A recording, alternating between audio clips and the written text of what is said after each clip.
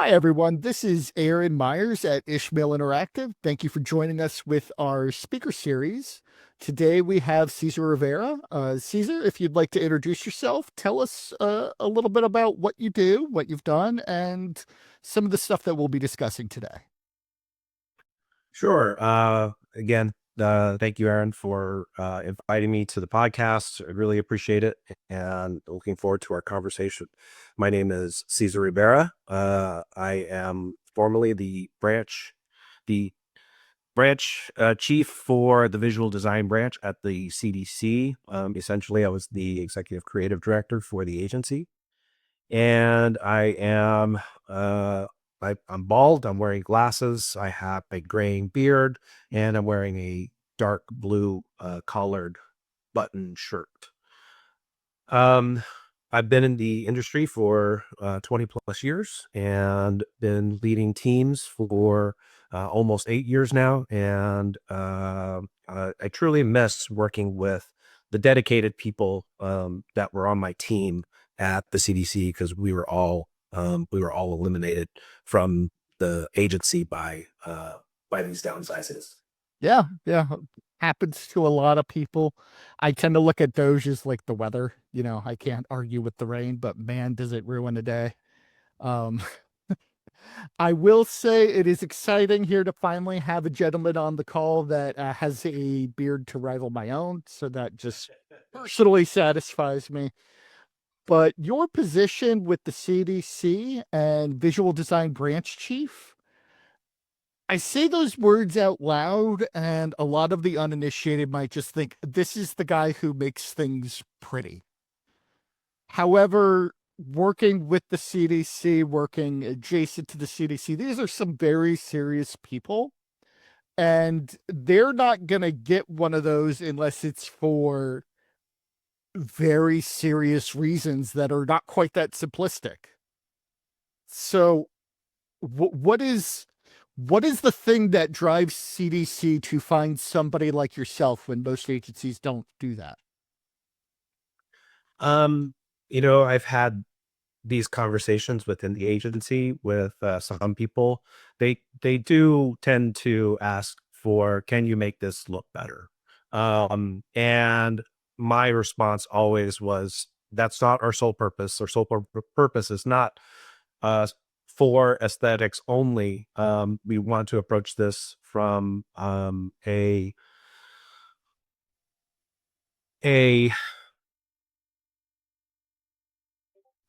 what's the word I'm looking for? Regulatory, the 508 stuff from Yes. From a 508 accessibility compliance. accessibility. Thank you. From an Yes. accessibility standpoint. So not solely for aesthetics, but to address it from an accessibility issue. Also, who is the audience? So something like COVID, we're trying to communicate to a lot of different audiences. But when we talk about women's health, we're talking to a different audience. We're talking to a more narrowed audience, even though that audience is large. Or if we're talking about uh, child health, again, it's more narrowed than the entire nation, as like with COVID-19. So when it came to COVID-19, it was really, how is this going to work better to communicate people to communicate to people the importance of what is going on, to help educate them, to get the information that they need to make choices on their own about what the right approach is for their health. So for one, I looked throughout every single piece of your portfolio. It's online. It's great. Highly recommended to others. And I did look through the COVID-19 style guide in detail. And one of the things I liked about it that this issue of all issues would have a style guide is I realized going through a doctor's office or walking through, any professional building, I could tell from 50 feet away that piece of paper that's stapled up on the wall, that's a COVID notice, and I should go walk over and read it. And I imagine it's also building the consistency, especially when you have an issue that big. You want people to have that effect where they can recognize it a mile away. And that only happens if everything looks not only good, but somewhat similar. That's true. There there was the need to have that consistency to make sure people understood where the information was coming from. It's coming from the CDC, and this is important information to take note of. Again, helping people decide what's best for them and their health. Um, so the work that the initial style guide that was used came out very quickly, and it was produced before I started. And I started in the middle of COVID in July of 2020. So when I got there, uh, there was feedback that it wasn't as comprehensive as it needed to be. It was missing some things. Some people thought some of the illustrations or some of the user feedback was that the illustrations felt creepy because we didn't have any facial features on, like eyes and noses, Right. things like that. So we adjusted to make we intook all of that information and we made those adjustments so people could see them and understand that, hey, this stuff is important. We had another illustration style that was much more complex, much more detailed, and those were for more of the like healthcare providers, providing information to patients or getting information for themselves, like how do I don um, personal protective equipment, PPE. So the style guide went from a very short kind of style guide to a much more broad style guide to help address a lot of different things. So I'm also thinking back to situations like that, and it's very similar to the service design team that I used to be on. And it's similar to a lot of sort of agency models that a lot of people are going to find themselves in. But our audience, some of them work in visual design, many do not. Absolutely all of them, if not most of them, are going to have to work with people who work in visual design. And when you're sort of doing that model where you come in on a discrete thing and you're trying to work with people who don't speak the language, don't have the discipline, how would you guide somebody to prepare themselves to speak to a visual designer who is doing work with them? Um, I think some of the things that I ran into working with people in science and in medicine, which I spent about half of my career doing. Half of my career has been spent in medicine and science. Mhm. And even though I'm not a doctor or a scientist, um, but it's always a conversation about, hey, how can we best communicate to an audience? So again, a lot of times it's, hey, can you make this look better? And more of the conversation about how do we communicate more clearly to people? Who's the audience? Where are they in the United States?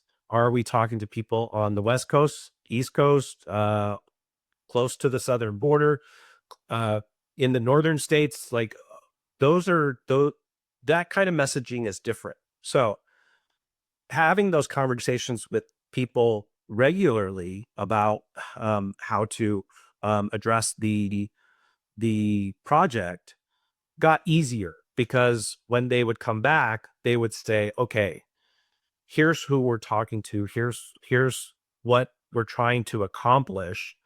And instead of trying to figure out before they get to us, because there were a lot of times when they got to us, they were like, "Okay, we know exactly what we want," and I would always ask, "Are you sure that's the right thing to do?"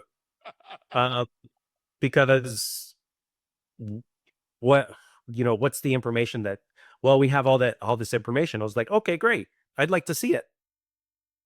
Yeah. Then, you know, for us to better understand as designers what the task is.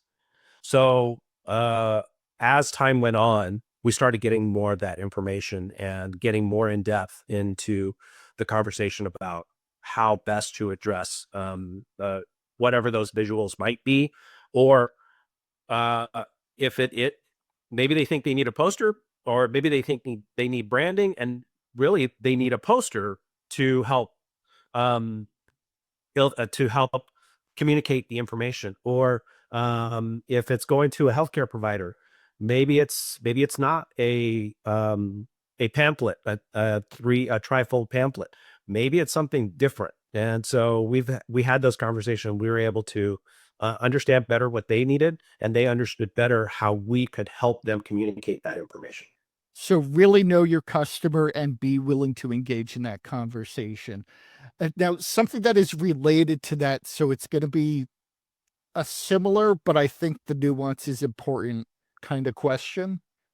Is this also strikes me as one of those fields where sometimes you don't know you needed a visual designer until things went really wrong. Because this is a field where sometimes people try to fake it. You know, everybody thinks they can make pretty things until they make something very not. Um, what would you call some of the signs that some people might have that where they should really be saying, "Oh, I'm going to step back and go find a professional." I had this question come up the as the eagerness to want to experiment and use generative AI Big one. for image making. And so one of the first things I saw, somebody wanted to do um, a blog of some kind, and they created these images using generative AI. And I don't know which one they used, but someone shared them with me, and I said, there's some issues here. One of the things I remember was there was this bot making a wall, and the wall didn't look stable. Like it looked like it was going to, it looked weird. Right. And so other images had other issues, and I told the person, I said, hey, if this is going on a scientific blog, you might have people comment about how these things are incorrect or look strange. And if you, because you want people to focus on the information, you don't want an image to distract Right. from that important information. So that kind of thing is always helpful. Sometime I remember getting another one for a different project, and the people's faces, some of them had two mouths, and I was like, that's you don't want to use that, because as far as last time I checked, most people don't have two mouths. There you go. There you go. um, so again, if you're going to come with something to a designer, be open to, hey, this may not be the right thing, or hey, what can I do to make this better, or can you help me? This is the direction I would like to go. Can you advise me on this? So that being open to, this is not the final thing, but this is the start of a conversation. Excellent. Yeah. So as long as you still want to have that conversation, I would call. I'm recapping to make sure I understand your point correctly. Sure. Um, so one of those warning signs might be if the image is not assisting the information, but rather distracting from it. Right. Yeah. Then maybe you should go find a person.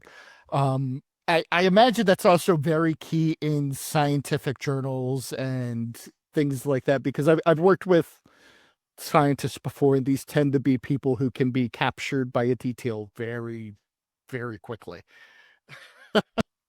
Yes. Yeah, Yeah, absolutely. we definitely worked on a few publications where we're creating imagery for it, for the publication to accompany it. And that was very eye-opening for me to get the feedback from those who were evaluating the veracity of the information, but also looking at the imagery and going, "Hey, something's not quite right here. Can you readdress that?" Not telling us exactly how to do it, just saying, "Hey, this Right. looks a little off. Can you look at that again?" We were like, "Yeah, sure. We could take another look at it." And sure enough, we would find the error and address it. So one sort of I guess hack trick that I used to use to get around a lot of this is you mentioned 508 and accessibility. The guidance that's been put out on accessibility is to make sure your alt text is good, but also concise, 125 characters or less. I always write my alt text out before I do a visual. And if I can keep it 125 characters or less, it's simple enough that I don't have a lot of room to make mistakes. Um, Yeah, that's an interesting way to approach it. I hadn't thought of it that way. For me, I've always created the image and then tried to make the alt text as concise as possible. Um, yeah, that I might have to try. I might have to take that from you and try that. yeah, it works really well. But these are sort of the things you get from just making sure, even if you're not a visual designer, you practice. You always Yeah. practice because I'm far from a specialist in what you do. But there's a lot of people, especially in the government sector and who are now going to private sector, who have had a lot of practice in this field. And Caesar, I don't want to ignore the 800-pound elephant in the room. We've both had the Doge experience, and we see the recent news with the National Design Studio. What are your aspirations for government design? What do you hope to see in the world? I hope that it really is a tool to serve the people of the United States. Um, I'm hoping that it's not solely about aesthetics. And in an early interview with the new chief design officer, he mentions that a couple times in his remarks, and the remarks are also in the executive order. But as you do know, as I do, there are these accessibility requirements to help get information to people who don't see as well as we do, don't hear as well as we do. Yeah, Um, so there's these different ways of communicating information to people, and we know from history, from design history as a whole, whether you're looking at architecture, design, digital in the digital space, anytime those accessible tools help those who it helps those who are it's intended to help, but it also helps others as well. So, like if I want to listen to an article instead of reading it, I can do that now because of accessibility tools. And I can speed that if it's in English, I can speed it up two or two and a half times, and I can get through it a lot faster while I'm doing something else. Um, or if it's in Spanish, I might understand it better hearing it than reading it. So those tools are really helpful, and it doesn't just help those who it's intended for. So that's my hope, is that the chief design officer really does take those into consideration as these things are going. He and his team are doing these things. Make sure that the information is accessible in many different ways for many different people. it's a great opportunity. I hope they knock it out of the park. Now, we've talked about what might be the largest player in the market, the US government. Uh, but there's also the people who intend to go into the market. I know you have, I got to mention at least once your experience with AIGA, the Professional Association for Designers. Um, Seeing this shift and all of the unique experience you've had, what would be your guidance for people who are just really starting to get into this field and trying to make sure that they continue to have a place at the table? Being the national board president, I'm a volunteer, just like the rest of the board members and many others across the nation who run these chapters. And without them, there wouldn't be an organization, AIGA. There'd be a community, but there wouldn't be an organization such as this. And this has been running for more than 100 years.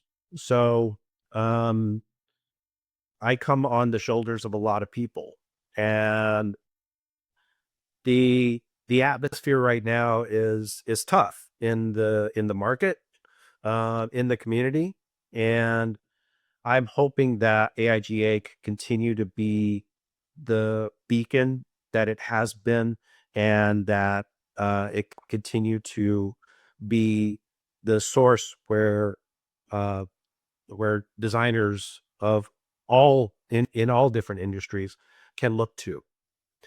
Um, I'm hopeful that the organization continue to represent people. In the past, the organization has made mistakes about excluding certain designers, particularly in web design and UX UI.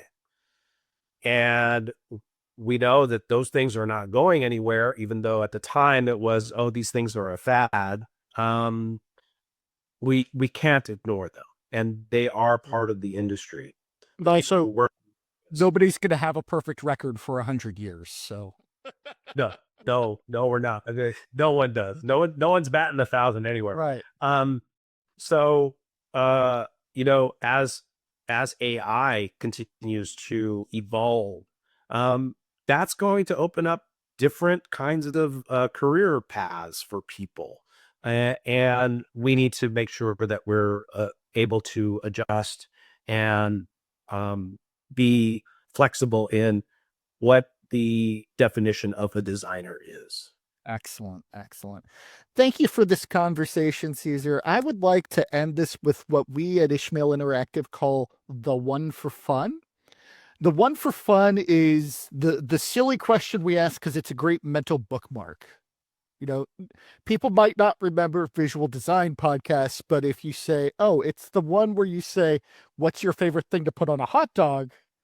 That's the one about visual design. It's just weird tricks of the brain. Now, I went through your portfolio and saw some branding and logo work, and one thing that captured my attention was Chili Chingazo or Chili Fight, some previous work that you had done, and it reminded me a lot of my father, who makes a delicious pecan pie and has promised he will not give me the recipe until it's in a will. Oh, wow. Yeah, yeah. So, do you have a recipe, a family recipe, a family tradition that you is sort of a starter of a fight? You know, you would fight over this thing. This is the thing we do. Sort of that kind of deal. Uh, yeah, Generating Gospels was a great project to work on. That was a lot of fun. Trying to figure out how to express what that means in a very small image. Yeah. Um, a recipe. One of the things. So, um, my grandparents worked in the food industry. My grandfather was a chef. My grandmother, she prepared meals, in-flight meals, when you would actually get Really? it was on plate and you got the silverware in there. Yeah. That was what she did. She worked. That was her job. And I through undergrad, I worked at restaurants. I helped some friends open a fine dining French fusion restaurant, French and Vietnamese, and bartended for a while. It's always been great. So I have all of this cooking knowledge. I learned how to cook at a very young age. My mom was a single mom, and so we had to learn how to cook at a very early age, my Right. brother and I. But later in life, I learned how to cook uh, gumbo from scratch.